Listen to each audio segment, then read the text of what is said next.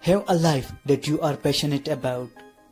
If there is one thing girls hate, it's guys who don't have lives of their own and seek validation through them. You know, guys who have nothing going on and need the love of girls to fulfill deep, dark, cavernous voids in their souls.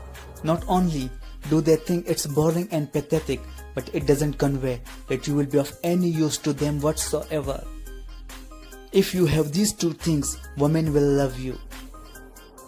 Women are attracted to strong men who can protect and provide for them. So if you are weak enough to need them to validate your existence, it's over.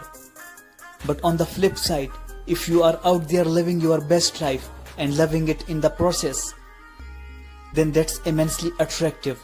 It doesn't really matter what you do. Don't put them on pedestals. Women hate being placed on pedestals, even though they will rarely admit it. If you tiptoe around them for fear of hurting their feelings and ruining things, then they will pick up on it and lose attraction for you. If you are so scared of a girl that you dance around her feelings and bow down to her wishes because you can't bear to lose her, then that implies that you think she is above you and you are really lucky to have her. Have firm boundaries and principles. Do you know who you are and what you will and want